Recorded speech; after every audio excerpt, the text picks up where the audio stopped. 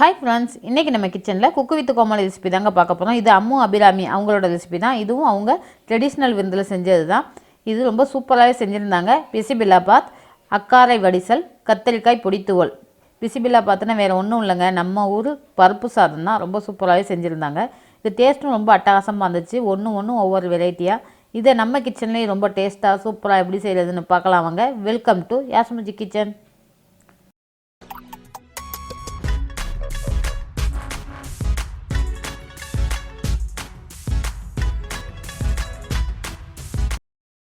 இப்போ முதல்ல அக்காரை வடிசல் செஞ்சிடலாம். அதுக்கு 1 டம்ளர் பச்சரிசி சேர்த்துருங்க. அது கூட 1/4 டம்ளர் பாசிப்பருப்பு. 1 டம்ளர் அரிசிக்கு 1/4 டம்ளர் பாசிப்பருப்பு சேர்த்து இதை நல்லா கழுவிட்டு ஒரு குக்கரில் சேர்த்துடலாம்.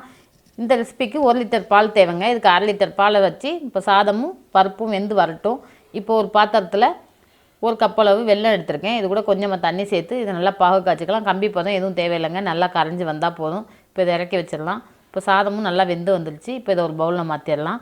இப்போ ஒரு பாத்திரத்தில் மீதமுள்ள 1/2 லிட்டர் பாலை சேர்த்து நல்லா திக்கான பாலாகவே சேர்த்துக்கோங்க. நம்ம வெந்த சாதத்தையும் இது கூட சேர்த்து நல்லா மசிச்சு விட்டலாம்.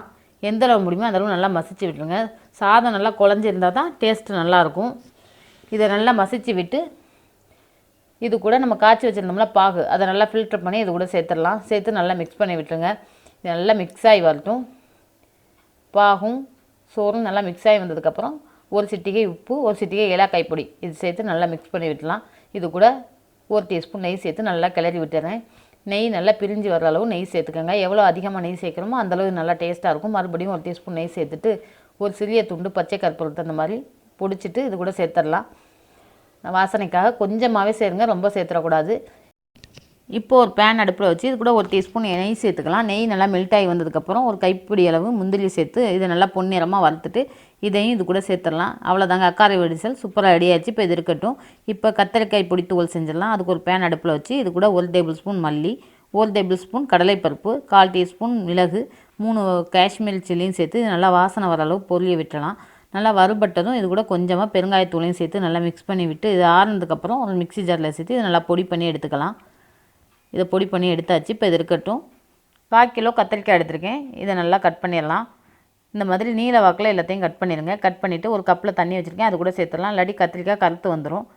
இப்போது ஒரு கடாயில் 2 டேபிள் ஸ்பூன் ஆயில் சேர்த்து அது கூட 1/4 டீஸ்பூன் கடுகு, கருவேப்பிலையை சேர்த்து நல்லா பொரிஞ்சதும் கட் பண்ண கத்திரிக்காய் இது கூட சேர்த்து 1/4 டீஸ்பூன் உப்பு சேர்த்து நல்லா மிக்ஸ் பண்ணி விட்டுடலாம்.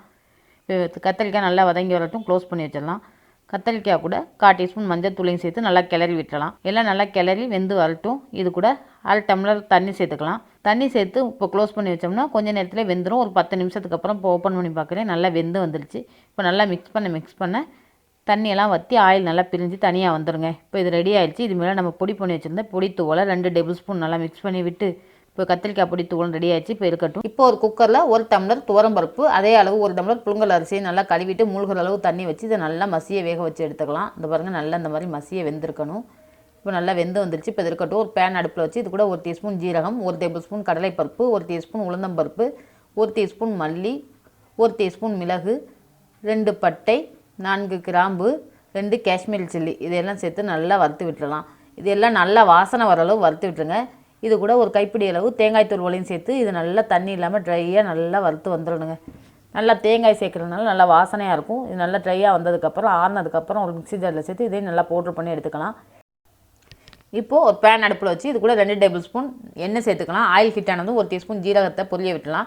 இப்போ ஒரு லெமன் அளவு புளியை நல்லா கரைச்சி இது கூட சேர்த்துடலாம். புளி கரைசலை நல்லா ஃபில்டர் பண்ணி சேர்த்துக்கோங்க. இது கூட சிறிய துண்டு வெல்லம் 3 துண்டு சேர்த்துருக்கேன்.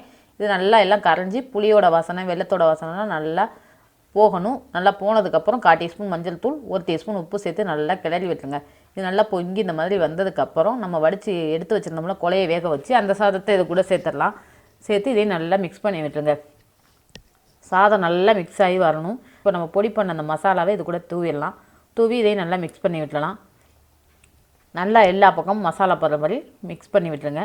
ஆயிடுச்சு. இதை ஒரு பவுலில் சேர்த்துட்டு இது கூட கொஞ்சம் மல்லி இலைகளை தூவி கொஞ்சம் நெய் சேர்த்துடலாம். அவ்வளோதாங்க, நம்ம ஊர் பருப்பு சாதம் ரொம்ப சூப்பராக ரெடி ஆயிடுச்சு. இதே போல் எல்லா ரெசிபியும் ரொம்ப சூப்பராக செஞ்சு அசத்திருந்தாங்க அபிராமி. இப்போ கத்தரிக்காய் பொடி தூவல், அக்காரை வடிசல்னு எல்லாமே ரெடி ஆயிடுச்சு. இப்போ இது எல்லாத்தையும் பிளேட்டிங் எடுத்து வச்சிடலாம். ஒவ்வொரு டேஸ்ட்டில் ரொம்ப அட்டகாசமாக இருந்துச்சுங்க. இதே போல் நீங்களும் ட்ரை பண்ணி பாருங்கள். அக்கார வடிசல் ரொம்ப டேஸ்ட்டாக ஸ்வீட்டாக பிடிக்கிறவங்களுக்கு இது ரொம்ப பிடிக்கும். கத்தரிக்காய் பொடித்தூளும் ரொம்ப காரசாரமாக சூப்பராக இருந்துச்சு. பிசிபெல்லா பார்த்து நம்ம ஊர் பருப்பு சாதத்துக்கு ஈடு இணையே இல்லைங்க. அதே டேஸ்ட்டு தான் இருந்துச்சு. நெய் சேர்த்து சாப்பிட்றதுனால ரொம்ப சூப்பராகவே இருந்துச்சு. இதே போல் நீங்களும் செஞ்சு பார்த்துட்டு எப்படி இருந்துச்சுன்னு மறக்காமல் எனக்கு கமெண்ட்ஸில் சொல்லுங்கள். இதே போல் குக்கு வித் கோமாளி ரெசிபியெல்லாம் நம்ம சேனலில் அப்லோட் பண்ணியிருக்கோம். எல்லாத்தையும் ப்ளேலிஸ்ட்டில் இருக்குது, நீங்கள் போய் பார்த்துக்கோங்க. இந்த ரெசிபி உங்களுக்கு பிடிச்சிருந்துச்சுன்னா லைக் பண்ணி ஷேர் பண்ணுங்கள். மறக்காமல் என் சேனலுக்கு சப்ஸ்கிரைப் பண்ணுங்கள். தேங்க்யூ ஃபார் வாட்சிங்.